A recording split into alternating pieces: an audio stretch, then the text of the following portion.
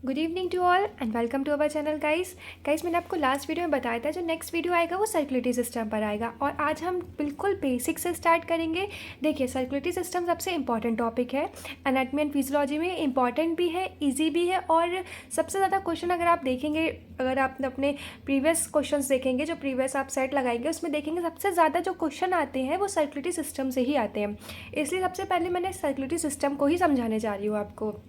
देखिए circulatory system में जैसे कुछ भी नहीं आता, बिल्कुल टेंशन मत लीजिए। सर्कुलेटरी सिस्टम से भाई एकदम बेसिक से पढ़ेंगे, एकदम बेसिक से कि क्या क्या होता है, किसमें कितना पढ़ना है और कैसे क्वेश्चन आते हैं। देखिए जैसे क्वेश्चन आते हैं ना एग्जैक्टली उतना ही बताएंगे, एक्स्ट्रा कुछ भी नहीं। जिस हिसाब से क्वेश्चन आते हैं, जो जो पूछा जाता है क्वेश्चन में, और थोड़ा सा बेसिक, ताकि आपको पूरा क्लियर हो जाए टॉपिक। ठीक है, तो सर्कुलेटरी सिस्टम में जैसा जैसा बताते जा रहे हैं एग्जैक्टली आप लोग वैसे ही पढ़ते जाइएगा।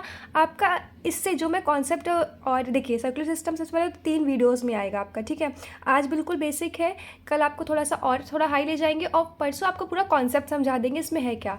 अगर आपने कॉन्सेप्ट बहुत अच्छे से समझ लिया इसका तो आपका क्वेश्चन इससे बाहर नहीं जाएगा, ये मेरी गारंटी है। ठीक है, सर्कुलेटरी सिस्टम से कहीं से भी कैसा भी क्वेश्चन आ जाएगा, इससे बाहर नहीं जाएगा आपका। ठीक है, आज बिल्कुल बेसिक है। जिसने नहीं पढ़ा है सर्कुलेटरी सिस्टम वो बिल्कुल ही परेशान ना हो, पूरी वीडियो एक बार देख लीजिए, 1-2 बार देख लीजिएगा, आपकी पूरी वीडियो से ही क्लियर हो जाएगा क्या है, कितना पढ़ना है और कैसे क्वेश्चन पूछे जाते हैं। ठीक है, तो चलिए स्टार्ट करते हैं आज का वीडियो। तो सबसे पहले गाइस आपको पता होना चाहिए सर्कुलेटरी सिस्टम को हम लोग कार्डियोवास्कुलर सिस्टम भी कहते हैं। ठीक है, हमने लिखा है ना सर्कुलेटरी सिस्टम को कार्डियोवास्कुलर सिस्टम भी कहा जाता है। ये कॉम्बिनेशन है 2 वर्ड्स का। कार्डियोवास्कुलर सिस्टम जो है कॉम्बिनेशन है 2 वर्ड का कॉम्बिनेशन है ये। Cardio drive from cardiac means होता है हार्ट एंड वस्कुलर मीन्स होता है ब्लड वेसल्स। अब ब्लड वेसल्स कौन कौन सी ब्लड वेसल्स होती हैं? आर्टरीज होती हैं, वेन्स होती हैं और कैपिलरीज होती हैं। ठीक है, कौन कौन सी होती है? Arteries, veins and capillaries. तो आपको समझ में आया। सबसे पहले तो कार्डियोवास्कुलर जो वर्ड है वो 2 वर्ड से मिलकर बना है, cardio and vascular.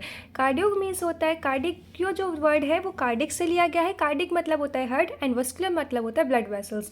Blood vessels 3 होती हैं, कौन कौन सी? Arteries, veins and capillaries. ठीक है, इतना क्लियर हो गया आपको।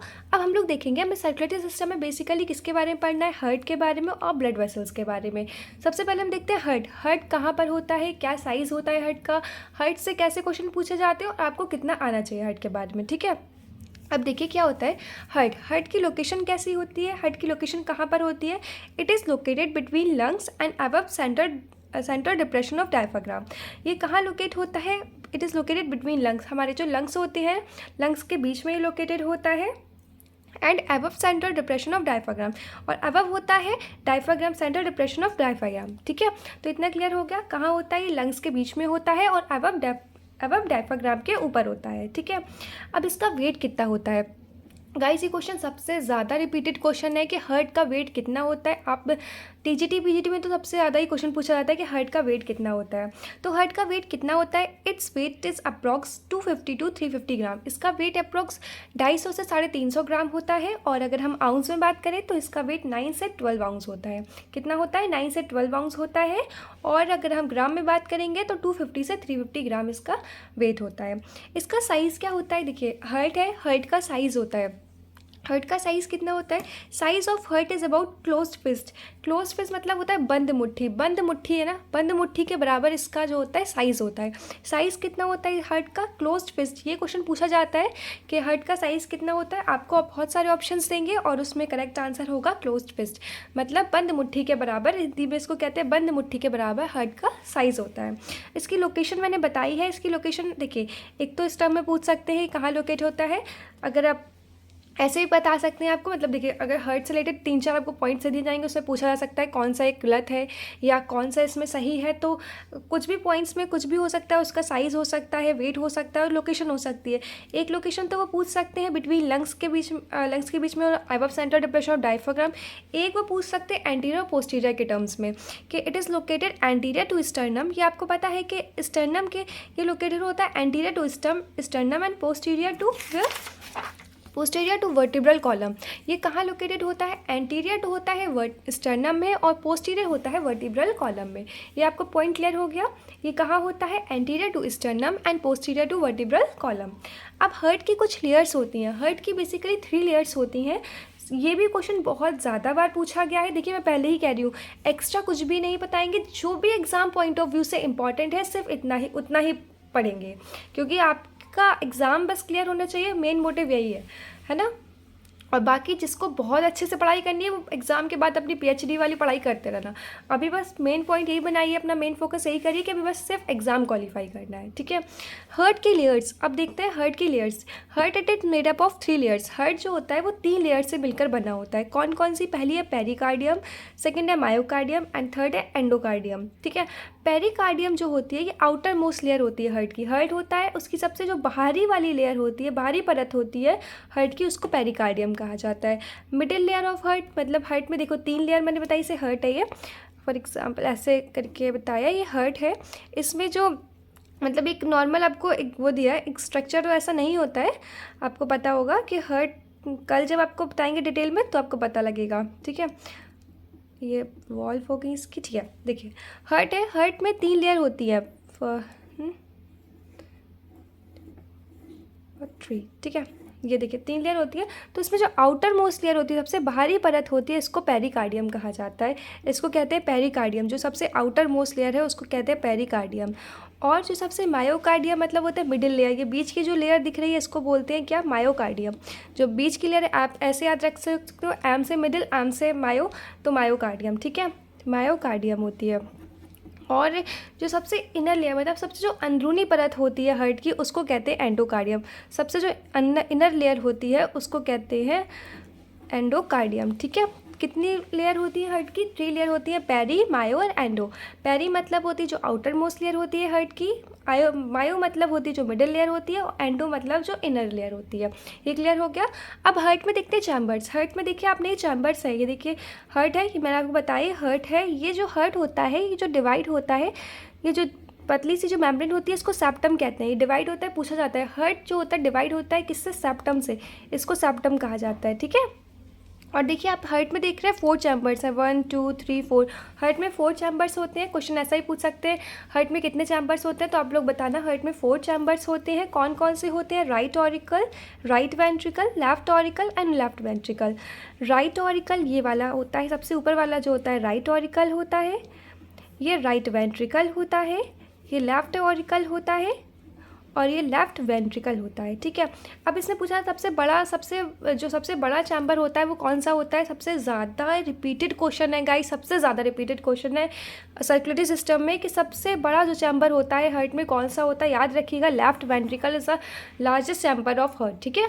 सबसे बड़ा चैम्बर कौन सा होता है हार्ट का?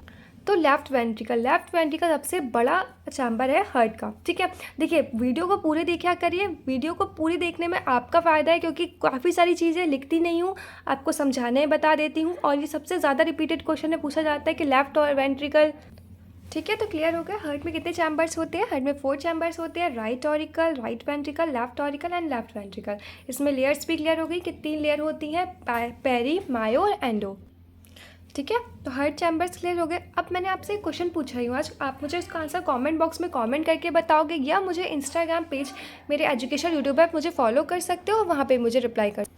और मेरा एक क्वेश्चन ये है कि कौन सा इंस्ट्रूमेंट होता है जो इस्तेमाल होता है हार्ट बीट को मेज़र करने के लिए? इंस्ट्रूमेंट होता है ना, आपको पता होगा एक इंस्ट्रूमेंट होता है जो मेज़र करने के लिए होता है हार्ट बीट को मेज़र करने के लिए कौन सा इंस्ट्रूमेंट होता है? इसका आंसर आप मुझे कमेंट बॉक्स में कमेंट करके बताओगे, या मेरे इंस्टाग्राम पेज जो मुझे नहीं जोड़े हैं अभी तक, जुड़ जाइए एजुकेशन यूट्यूबर पर, वहाँ पर मुझे फॉलो करके वहाँ पर मुझे बता सकते हो, ठीक है। ये क्वेश्चन पूछा जा सकता है कि ऐसा कौन सा इंस्ट्रूमेंट है जो इस्तेमाल होता है हार्ट बीट को मेज़र करने के लिए, तो कौन सा इंस्ट्रूमेंट होता है ये आप मुझे बताना, ठीक है। और एक चीज़ मैं स्किप करके बताना आपको कि कार्डियोवास्कुलर सिस्टम के फादर कौन बोले जाते हैं? पूछा जाता है कि कार्डियोवास्कुलर सिस्टम किसने डेवलप किया, डिस्कवर किया? तो विलियम हार्वे ने। ये क्वेश्चन थोड़ा सा इंपॉर्टेंट है, हो सकता है पूछ लें अभी तक, वैसे मुझे 1-2 जगह मिला, ज़्यादा जगह मिला नहीं है मुझे ये क्वेश्चन। अगर पूछ सकते तो पूछ सकते कि फादर कौन है सर्कुलेटरी सिस्टम के या कार्डियोवास्कुलर सिस्टम के, तो विलियम हार्वे इसका करेक्ट आंसर होगा। और आज के वीडियो में देखिए मैंने आपको इजी से इजी वे में बताया है, ठीक है। इससे इजी शायद मैं नहीं बता सकती थी, इससे ज़्यादा इजी बहुत ही, ठीक है। तो अगर आपको अभी भी कोई भी डाउट है तो आप मुझे कमेंट कर सकते हो, ठीक है। कुछ भी आपको कोई भी डाउट हो, कैसा भी डाउट हो, तो मुझे कमेंट करिए, या मेरे इंस्टाग्राम पेज से आप जुड़ सकते हो, वहाँ पे मुझे रिप्लाई करिए, मैं आपको कोशिश करूँगी तुरंत रिप्लाई दूँ, ठीक है। और नेक्स्ट वीडियो जो देखिएगा उसमें आपका थोड़ा सा और भी इसमें कॉन्सेप्ट आ सकता है या जो भी इंपॉर्टेंट टर्म्स होंगे वो आ सकते हैं, और 3 वीडियोज़ में आपका सर्कुलेटरी सिस्टम ख़त्म हो जाएगा। और गाइस देखिए, जितना बता रही हूँ एग्ज़ाम पॉइंट ऑफ व्यू से सफिशिएंट है, इससे ज़्यादा नहीं जाएगा। हाँ, इससे ज़्यादा मतलब नहीं पूछेंगे, अब क्या पूछेंगे इससे ज़्यादा, ठीक है। तो आज के लिए इतना ही, मिलते हैं नेक्स्ट वीडियो में। और देखिए, पढ़ाई करते रहिए क्योंकि टीजीटी पीजीटी की वैकेंसी कभी भी आ सकती है आपके सामने। हाँ, फिर आप एकदम परेशान हो जाओगे कि अब क्या करना है, ठीक है। अब तो इसलिए पढ़ाई करते रहिए और प्लीज़ चैनल को शेयर करते रहिए गाइज़। आपके लिए इतना ज़्यादा करती हूँ तो आप लोग मेरे लिए थोड़ा सा कर सकते हो। प्लीज़ चैनल को शेयर करिए, सब्सक्राइब करिए और वीडियोज़ को लाइक करते रहिए। और प्लीज़ एक लास्ट में कॉमेंट करके ज़रूर बता दिया करिए लेक्चर कैसा लगा, समझ में आया है नहीं आया, कौन सी चीज़ नहीं आई वो बता दिया करिए। कमेंट ज़रूर कर दिया करिए थोड़ा सा, तो मुझे अच्छा लगता है कि आपके लिए मैं कुछ कर रही हूँ तो आप भी मेरे लिए कुछ कर रहे हो, ठीक है।